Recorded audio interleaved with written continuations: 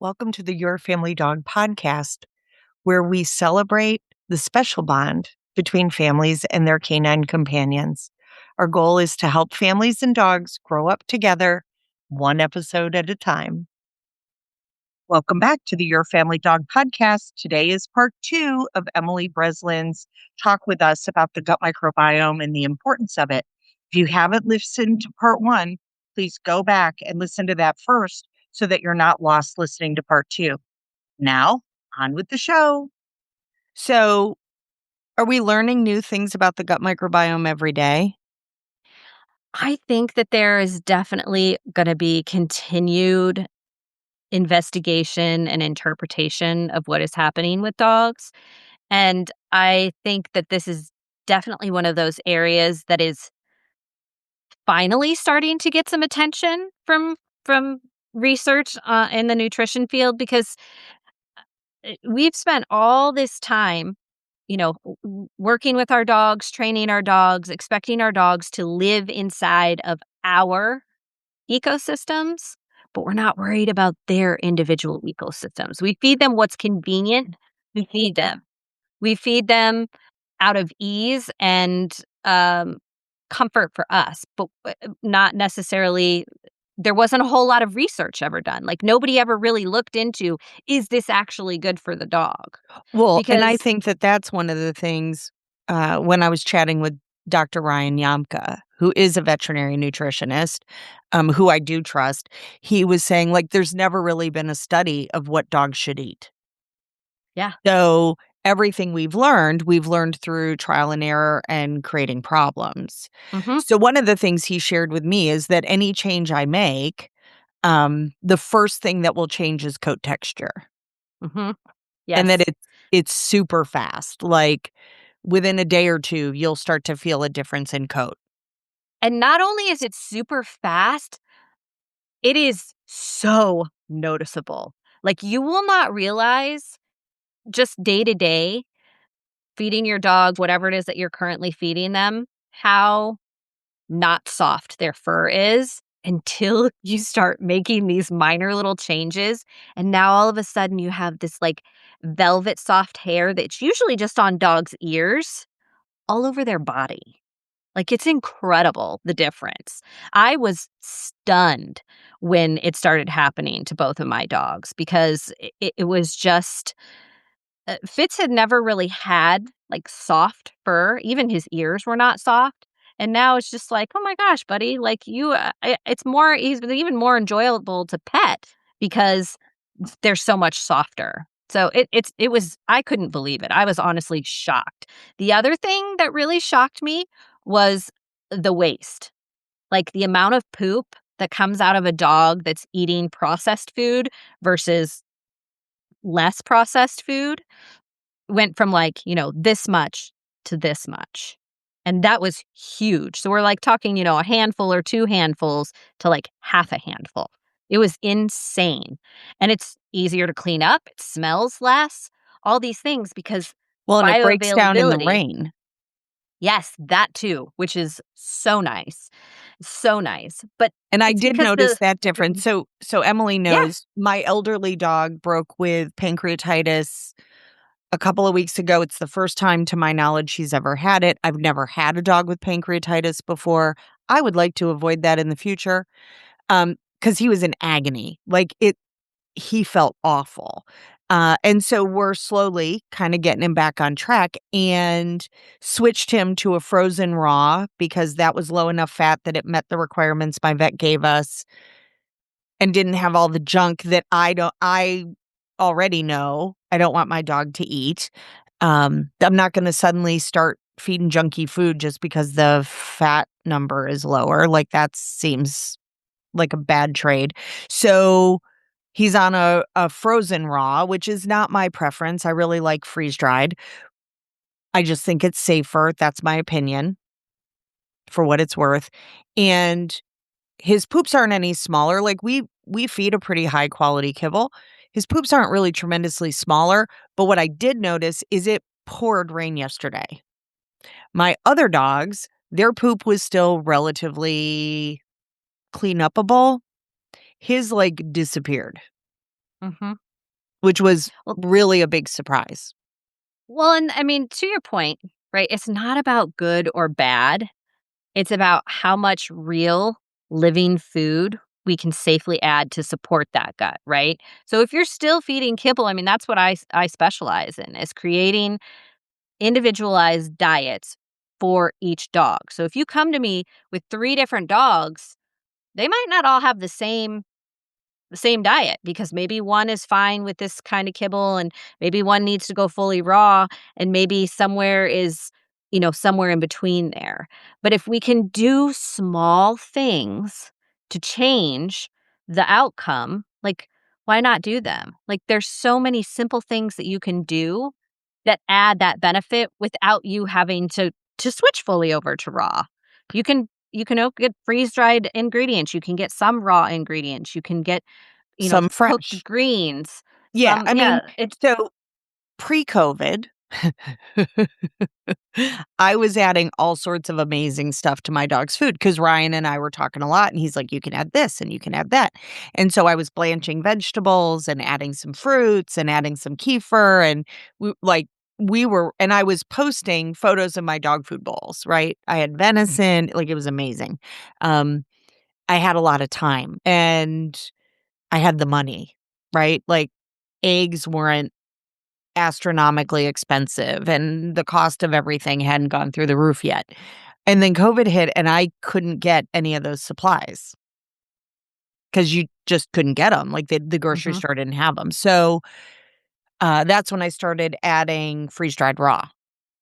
Now, the food I feed now includes freeze dried raw, and we supplement with fresh and additional freeze dried raw, except for Mister, who's getting all frozen raw because I'm trying to guard that gut microbiome a little bit. yeah, yeah, absolutely, and like I said, if you can only make 1 change or 2 changes, even if you're just feeding kibble, just by adding, that Pet Matrix Protect, and maybe you add some kefir or maybe you add some cooked greens, like, that's enough. That really is enough, because you're starting to help break that cycle of just that processed food. And Instead of eating McDonald's every day, you're having maybe a protein shake every other day instead. and I would say, like, even for me, like, Chris and I both, we have a busy schedule, so making it easy is a big piece of the pie, and I think that's why we reach for something that we can get off of a shelf instead of making our kitchen, right? Like, I complain, Chris will tell you, I complain every day that our house is full of ingredients, not food. 'Cause I'm usually like run, run, run, run, run, run, run from thing to thing to thing, and if I have to make it, it's not gonna happen. I'm just gonna stick up okay, I'm a grown up, I'm just gonna stick a spoon in a jar of peanut butter and have some peanut butter for lunch, which is Mhm. probably not ideal. I'm assuming that that is not appropriate food stuff for every meal a day. You're making a face at me. You're making the sneer. No. No, So you're I'm with you. I'm a stick a knife in the peanut butter and, oh, I don't use a take the knife, peanut though. butter sandwich out the door kinda thing. I'm Yeah. just like, Which, I "This is mean, my life." it's probably better than not eating, but I mean, SpaghettiOs? Come on. oh, no. No, no, no, no, no. Could not pay me enough, no. So, I'm pretty good that way, like, I don't do a lot of we don't do a lot of junk. We don't have a lot of junk in the house, but, because we are older and junk hurts us at this stage, right? Like, I'll pay for it. Can I go and get a burger at, a drive-through? Sure, but I'm gonna feel like crud the next day. And I'm also hitting that age where, because I thought it was just an age thing, maybe it's a gut microbiome thing where if I get stressed enough, I'm gonna spend the next 2 days in the bathroom. Yep. Doesn't feel very good. No, So it doesn't. No, it doesn't. I mean, I, as a human, have IBS, and so I am very, very careful about what I eat. And when I started learning about how much it affected me and then realized how much it also affected my dog, I was like, guess this whole household is making some We're all changes. gonna And make then some I went adjustments. full crazy and got certified as a canine nutritionist. So, Which is, I mean, it's great. There are not a ton of veterinary nutritionists, so trying to get a consult with one can be a little bit of a sticky wicket. Um, well, and I mean, and a lot of people are like, well, why would you see a canine nutritionist over a veterinary nutritionist? And this is kind of what I said earlier about how I think there's just over 100 of them now. There's not a whole lot of veterinary nutritionists. right. It's very small, it's very new, and there are not very many that are active as actual practitioners. So I think it's like I wanna say it's like 10 to 20% max that do not work for kibble companies. So finding one, like you said, is really difficult. So that's why you look for somebody like me, which is a certified professional canine nutritionist or a CPCN. And we take a course and we go through, I mean, and it's not easy. It's hard. And you have to go through all of these, you know, individual sections and segments. You have to take a test on each one, and then there's a cumulative test at the end of it. And then on top of that, you have to go through a workshop where you sit down with the teacher and she teaches you how to appropriately make an entire raw dish. And that's what I do. That's what I'm going to do today. After we're done today, I'm going to go to my butcher and I'm going to pick up my raw food and I'm going to food prep for my dogs for an entire month. And that is something that I love And how because long it's does that just as take you? easy. So you have 2 Well, dogs, one that looks to be about 50 pounds and one that looks to be about 15 or yeah. 20. So how long does that take you to do to food prep for a month? Well, it depends. Okay, I'll explain. Initially, when I started, I cut up everything myself and I portioned it out perfectly and I measured every ingredient and I this and that and the other thing and it was perfect. Every single meal was perfect. And then when I really learned that feeding is about balance over time. So if today's meal isn't exactly the same as yesterday's meal, as long as the two combined meals equal the entire amount that was supposed to be given those days, or as I said, over 30 days, then the dog is fine. They're balanced. Their whole little ecosystem is healthy and happy. So that's when I realized that instead of taking 6 hours to food prep for them, I could talk to my butcher, tell him, this is the small dog recipe, this is the big dog recipe. And he would grind them into a special, let's call it a special hamburger Like a blend? mix. Yep, mix. And they'll come in these big, huge bags, plastic bags. And then I have to mix them by hand and then weigh them out. 2 hours for a month of food. And now I just pull it out of the freezer, thaw it, and give it every single day. And it's just as easy as giving them kibble every day because I don't have to think about it. I just have to thaw it and hand it over. And that's another thing about the Pet Matrix Protect is I freeze all of their meals, obviously. Pet Matrix Protect can go in there and it can be frozen and it will not change how it helps your dogs.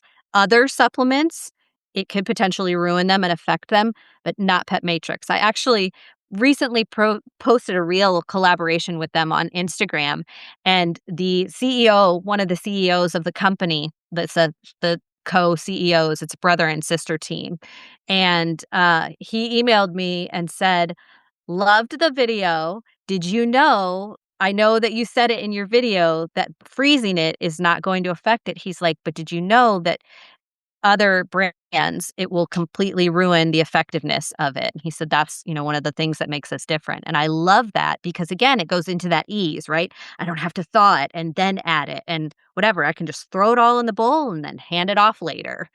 It's so much easier. So to review, your 4-step plan for kind of repairing and enhancing the gut microbiome, okay, he's so cute, is remove irritations, add diversity to their diet in terms of protein, um, support the gut lining, and then help them regulate their nervous system environmentally. So doing activities that help them de-stress, and become more regulated. So, Yeah. sniffy walks and other enrichment that helps them settle out. So earlier you said over exercise. So I'm going to be selfish and talk about my dog. So the Silken is for people who don't know, Silken Windhound is a medium-sized coursing breed. So they're sight hounds. His long flowing coat like Fabio, and he's lovely. Shout out to Vicky and Tim Frey for producing an amazing sweet boy that we love very much and are loving getting to know and to learn about. So he's a runner, right? He's a sprinter. So currently, about 2 or 3 days a week, we're going and just letting him run in a big paddock, like 30 minutes.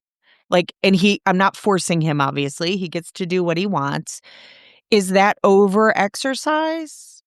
No, I don't think that that is over exercising. I think over exercising is what I used to do. I'll be the don't do this example You'll tell because on yourself. because I did it. um, so Fitz is w- w- until I learned, I thought Fitz was a high energy dog that could not settle. What Yeah, Fitz exercise was, doesn't help that. It makes it worse. But that's what we used to be told. Like, oh, a tired dog is a happy dog. And I'm like, yes. well, not an actual exhausted dog. Like, if they're so tired that they can't pick their head up, that's not the same as being satiated. That, but also when they get into that, like, drunk toddler state, right? Like, they don't know what to do with themselves, they're Well, they're stumbling tired, around. Yeah, their tongue's hanging out of their mouth, and you're looking at them and you're like, "Why are you not tired yet?" And then you keep throwing the ball or going on but another they are walk, tired. or they are tired, and people don't understand that. Got it. So you just have to it's more about understanding what you're looking at than it is that you're over exercising them, right? It's more about, like, I didn't know, and so then I over exercised because Gotcha. I didn't know that my dog needed to settle, he needed to rest, he needed to take a freaking nap, you know? Like, that's what he needed. Yeah, So as long as you're I don't think people realize that an adult dog, 3 years of age and older, needs a minimum of 18 hours of deep restorative sleep a day. So if you're like so lots of people that are on my service right now, like the most reactive dogs that I have had on my service the last 5 years are dogs that people stay home with them during the day. People who are retirement age, stay at home moms, work from home people, stay at home dads, people who take their dog to work. Um, those are the dogs that I am finding are getting dysregulated the most, and every one of those handlers, every one of those families thought that what they were doing for their dog was loving and kind and in like keeping them with them, and that they would be like in trouble if they weren't doing that much enrichment and that many walks and runs and biking and skijoring and this and that and the other. And it can be really difficult to say to a family, okay, well, we've tried exercising the legs off of them. Let's try rest for 10 days. Like, uh-huh. let's do sniffy walks. Let's do food scatters in the grass. Let's do low key activity for like a week and see how that dog, like, put them literally on a sleep schedule of, okay, the dog is up and active for this amount of time. And then I'm going to put you in an area where you can rest and relax and digest your food. What's amazing to me is that the better I feed my dogs, the more they want to sleep after they eat because they're in that rest and digest cycle having already ingested, Yes, which is and really it's really interesting. well, and something else that I've really witnessed with Fitz is that, I give him raw meaty bones as part of his diet. And so One, watching him eat has just been really fascinating to me because he has to think about how he processes food, how he chews it up, how he swallows it. All the crunching of the bones and all that kind of stuff. You can see his little brain working while he's doing it. And it's just fascinating.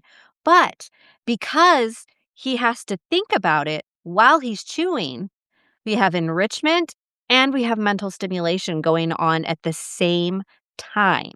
And so by the time he's done and he's licked his plate clean, he's like, whew, I need a nap. And that is exactly what you're seeing. It's the same thing, that mental and emotional fulfillment that comes from the eating, the actual enjoyment and processing and thinking of using their little noodle while they're eating instead of just giving them a bowl, letting them scarf it down where they're not getting nutritional value, they're not getting nutritional benefits or experience at all, and they're not getting that mental and emotional connection to it because they're not fully processing it and enjoying it the way that they should. And so then they're not tired and then they run around in your yard and then they get bloat. So, it's Yeah, it's a very let's not welcome things that I don't wanna have to no, deal with. Okay, so no. I do have some questions, and this is a Yeah, little bit this is further afield than the gut microbiome. So I do subscribe to the box, right, of enriching foodstuffs for our dogs. Um, all of that is too high fat, according to my vet, for the dog that now broke with pancreatitis, and I will say that the only thing that I changed was that he was getting, in moderation, like once a week, something out of that box, that's all much higher fat. So, how do I'm just not doing it with him at this point, and it worried me a little bit because this isn't like, I haven't fed turkey necks before. So, how do I do these things so that I'm like, set my heart to ease that giving my 40-pound dog a turkey neck is a safe thing to do, and that I don't have to worry that they're gonna end up with a bowel perf, that I'm gonna have them break with pancreatitis. Like, help me relax into this and not have all my crazy anxieties about I'm gonna hurt my dogs kick in. okay. So first of all, cooked bone, we know is not something that we give our dogs, Right.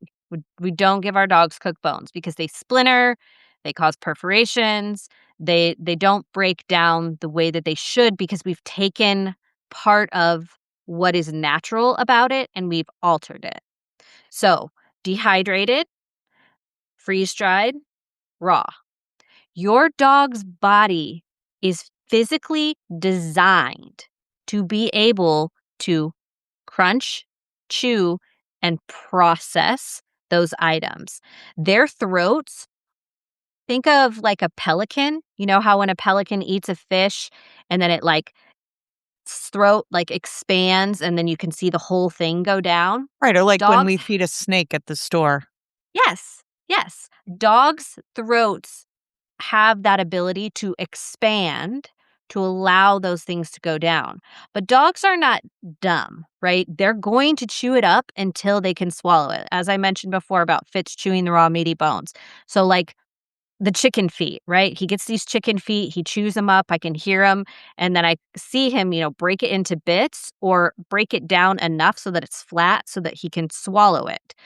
And it is a very fascinating process to watch, but he never as long as he's watched and he doesn't do it too quickly, then it's fine. Now, obviously, you should always watch your dog when they're eating things like this because you don't want them to, like, eat it too quick or, like, swallow the thing whole because there are dogs who are gulpers who Well, will right, I do was gonna that. say, what about the dogs that, like, swallow a whole duck head in one gulp? So for Then you gotta so go for in those after it. guys yeah, for those guys, you gotta break it down. You have to, or you By the gotta way, give them that stuff, something. I do have to say, like, it is so stinky. It is so stinky. It's so It is gross. so stinky. I I was mean, the dogs love it, honestly no they question. They're do. like, "Woohoo," but I'm like, "This is so gross." And then, like, It listening to all the crunching.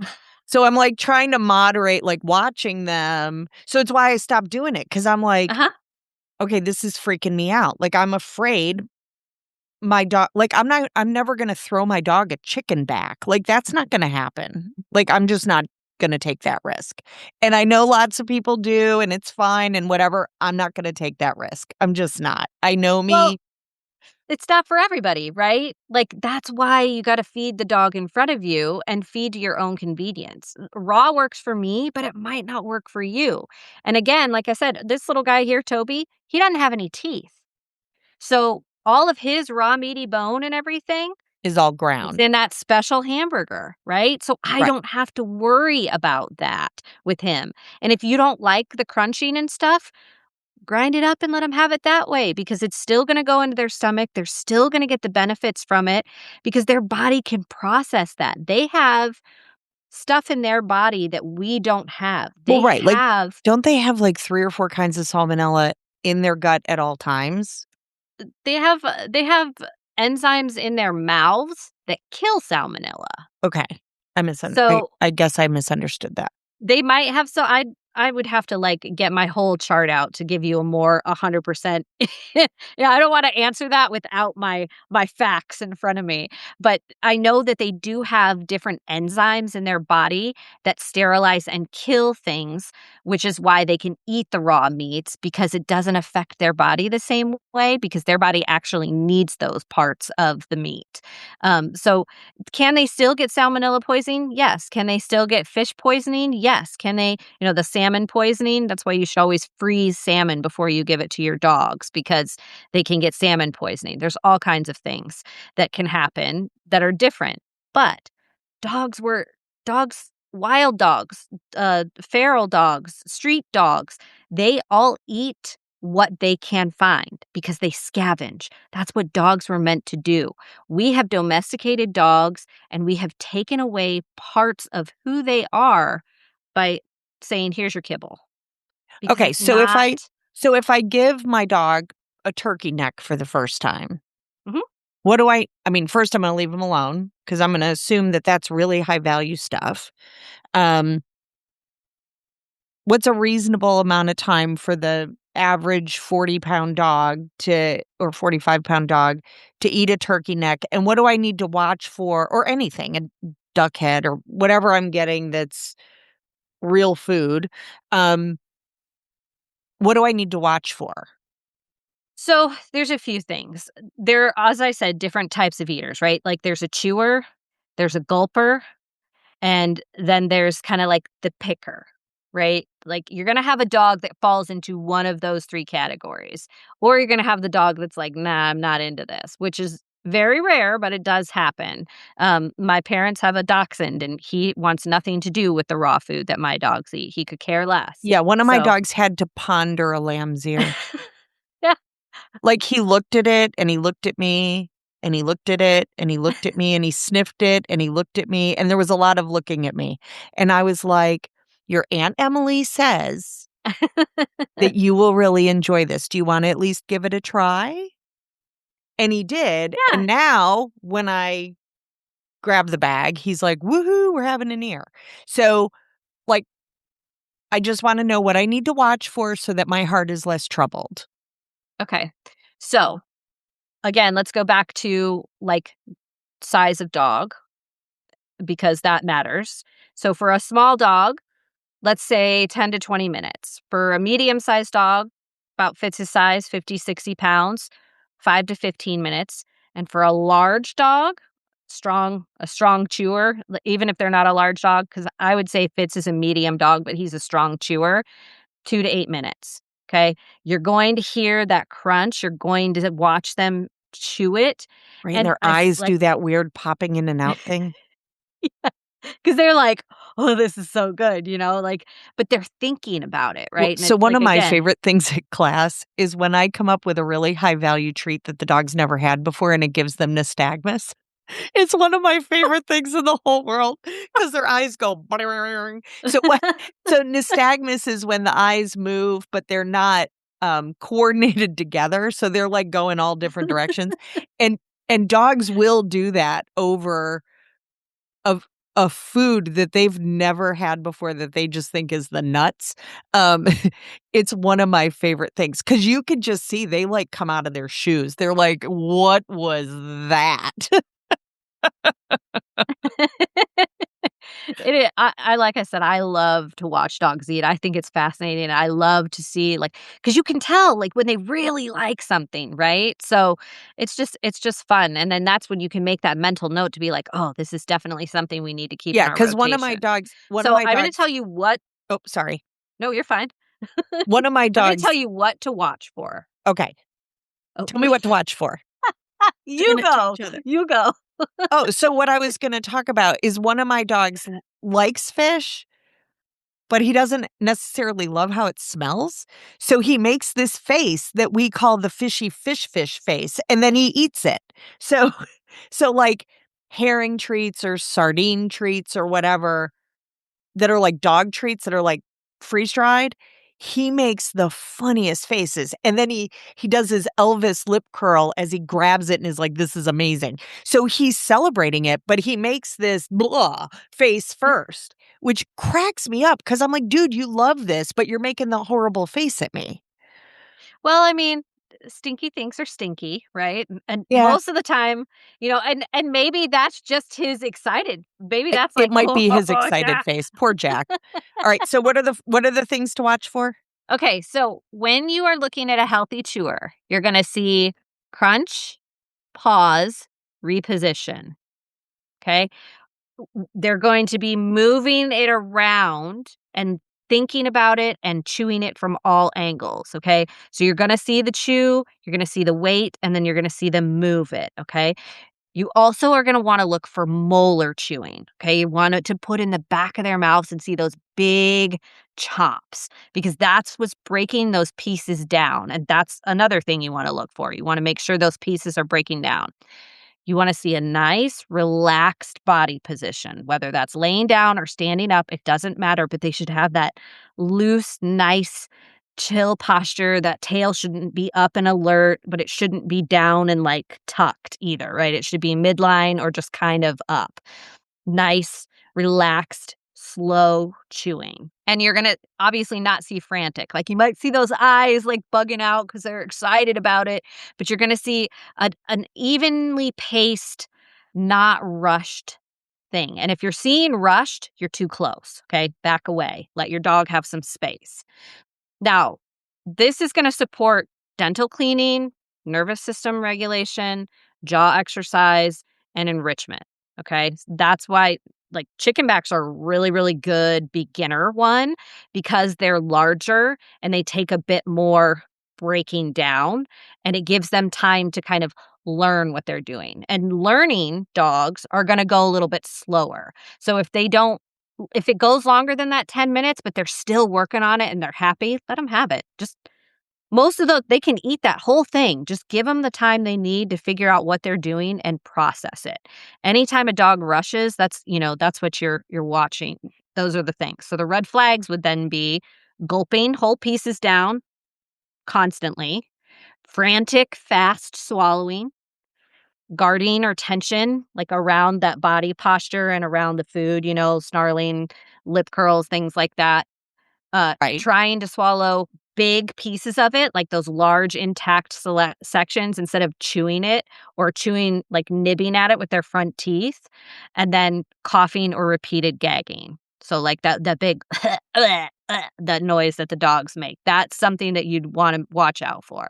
So if I have a dog doing that, or if I'm like, okay, this turkey neck is too big for this dog, can I grind it up in my KitchenAid and include it in their food so that I don't have all this angst going on in my very primate brain? Yeah, like I said, Toby has no teeth. I grind all of his up into a nice little handy little hamburger meal, and he just gets a nice little hamburger, I mean, I like. have to get a separate KitchenAid grinder for this stuff because it is so stinky. Honestly, I got a grinder off of Amazon that had a foot pedal for like $200, and I ended up, like, selling it to somebody else who makes dog food because I just Now now you have have a the butcher butcher that do will it. do it for me, right? And I'll tell you what, I live in Iowa, so I live in a farm state, so I know that prices for raw are cheaper here because we have cows, we have pigs, we have chickens, we have all the things here. That's just what we do in this state.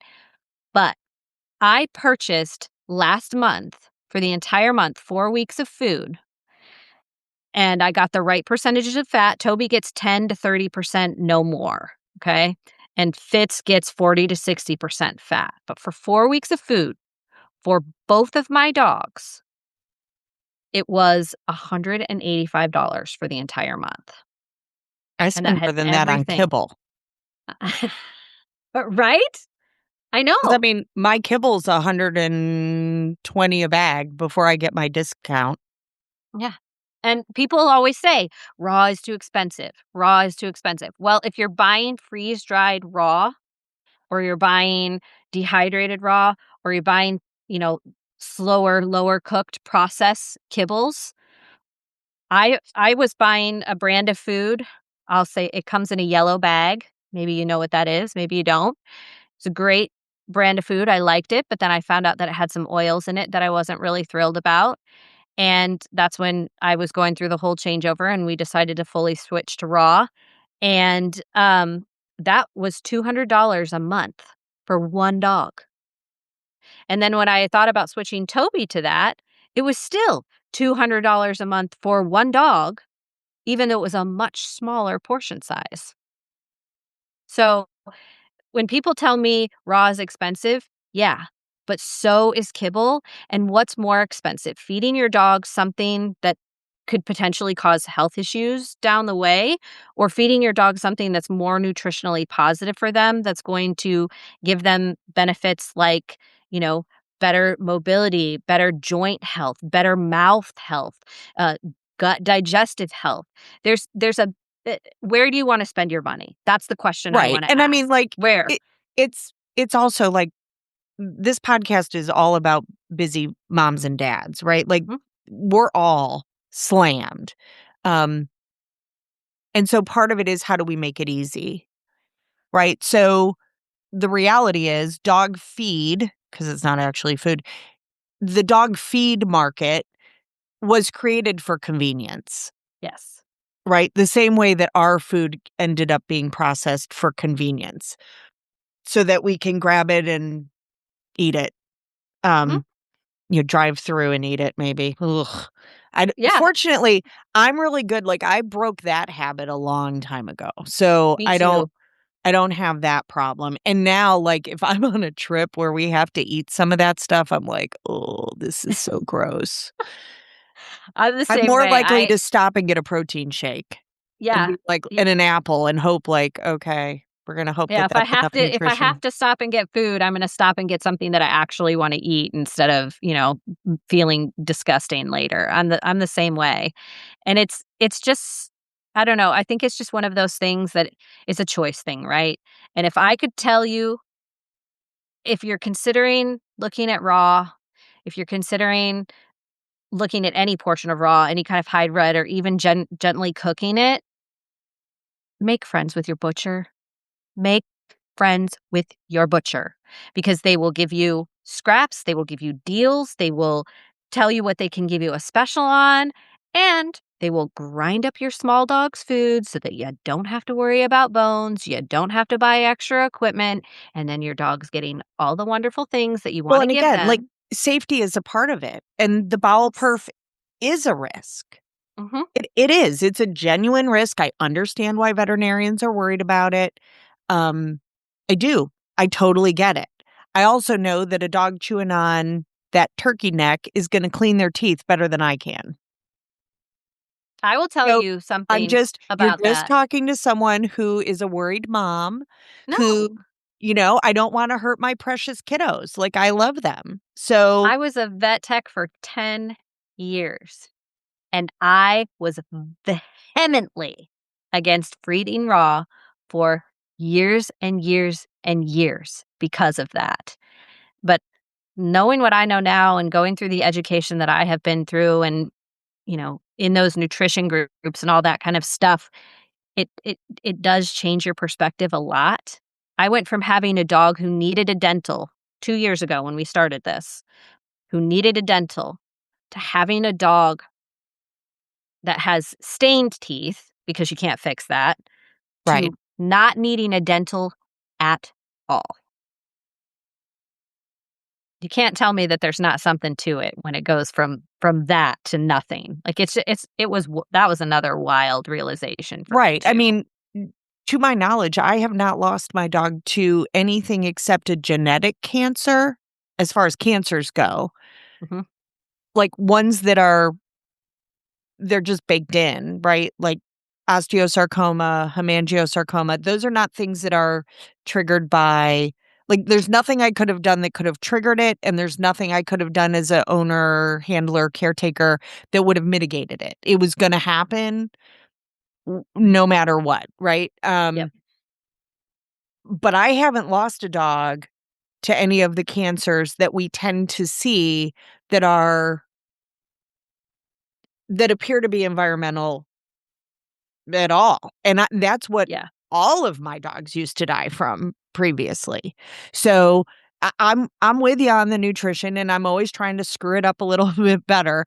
I just don't want my dogs to pay the cost for that, and I can't handle, like, crazy expensive vet bills, like, the economy is what it is. So I am a little guarded because 'cause I'm like, "Ugh, I don't wanna hurt my dogs, I don't like," but I do wanna bless them. Yeah. And so, a couple things. First of all, cancer, and I'm going to say this very plainly because I want people to hear this: kibble, carbohydrates, sugar fuels cancer.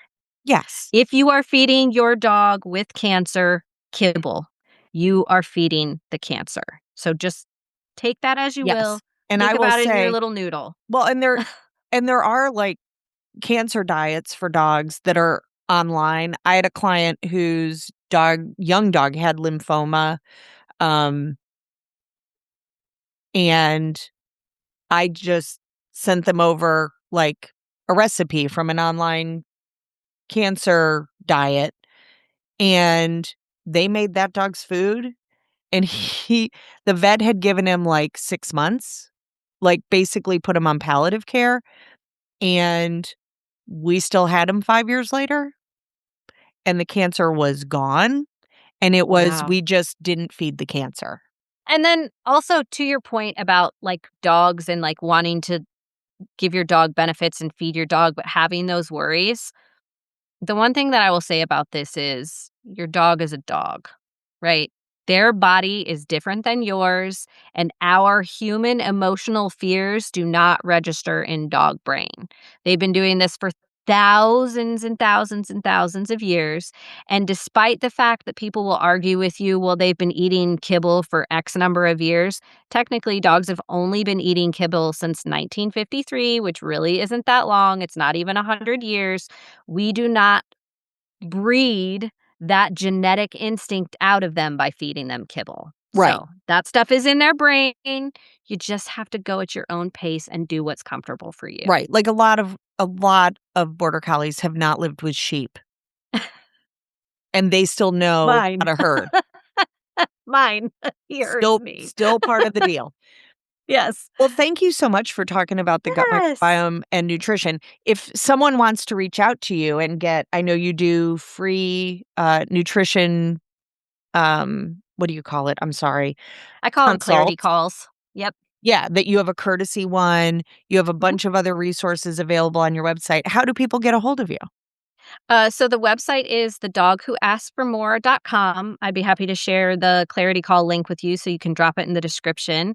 And of course, the podcast, The Dog Who Asked for More, I talk about that all the time, nutrition all the time. And on YouTube, The Dog Who Asked for More, I have that nutrition series up and running. It drops a new nutrition or training episode drops every Sunday in shorter long form. And I really try to answer as many of those questions as I can for free to help people just learn how to feed better. But if you can't get me any other way, you can always email me at mem@thedogwhoaskformore.com. Great. Well, thank you so much for do you have an RV tour coming up? We're still working on it. Okay, I'm so headed not yet. to I'm headed to Global Pet Expo at the end of March here to try to make more connections with brands and look for partnerships and sponsorships and all that kind of stuff. So we're working on it.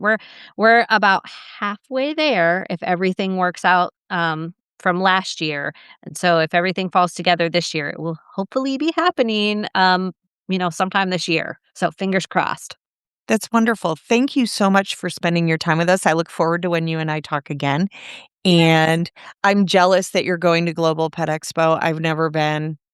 Ugh, this is my second I year. think I'm the so excited too. It's closest so fun. I think the closest one for me happens in Florida, and it's just That's where Global is. yeah, it just takes too much. Is that where they always do it? See, I'm just dumb. Yeah. Yeah, I should no, go.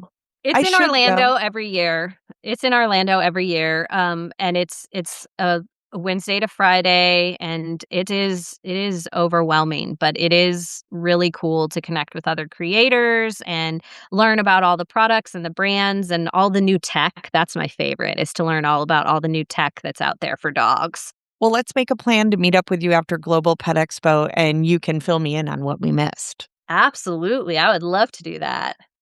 All right. Well, thank you so much for spending your precious time with us today on the Your Family Dog podcast. Please like, share, rate, and review. Hit that like button, subscribe, do whatever you can to help us out. We always enjoy getting your feedback and hearing what you'd like to learn more about. You can always email us at yourfamilydogpodcast@gmail.com. And I look forward to talking to you next time. Bye bye.